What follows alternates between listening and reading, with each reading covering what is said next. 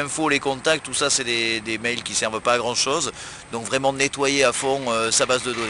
Ça permet d'avoir une meilleure délivrabilité, C'est ça? surtout ce qu'on cherche, hein, délivrabilité sur l'aspect base de données. Deuxième chose, travailler la qualité de ces messages, non pas en termes de qualité visuelle, mais en termes de qualité technique.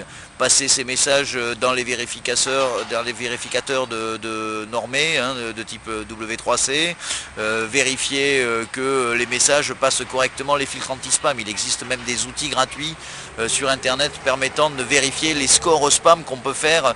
Donc il est plus acceptable d'envoyer des mails sans avoir fait ces vérifications Et préalables. comment on peut faire si on passe pas ce score anti-spam? Quelles sont les actions correctives qu'on peut faire? Les actions correctives, ça peut être de changer des mots, donc sortir des spam words et donc utiliser d'autres mots, des substituts, déjà régler ces problèmes de code HTML, donc d'erreurs de code, d'équilibre texte-image. Donc on arrive en analysant les erreurs effectivement à diminuer le score et donc d'améliorer encore sa délivrabilité.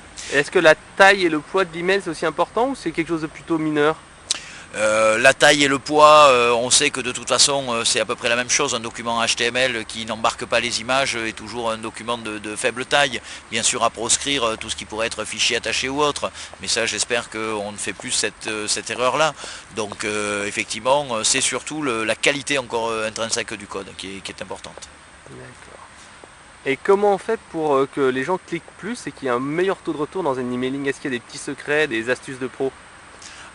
Pour que déjà il faut leur faire ouvrir, donc ouvrir ça veut dire tester l'expéditeur, tester l'objet, donc ça veut dire qu'on peut faire des split tests, des tests sur des échantillons de base pour essayer de trouver le meilleur couple expéditeur objet de façon à augmenter l'ouverture. Après inciter au clic, effectivement il faut que l'incentive au clic d'action soit suffisant, donc ça veut dire des choses plutôt ouvertes, non engageantes, avec un vrai échange. Si on veut capturer ou avoir des informations d'un internaute, avoir ses coordonnées, avoir son mail et un certain nombre d'informations, il faut être prêt à lui donner des choses en échange et non pas simplement lui promettre de l'abonner à sa fameuse newsletter.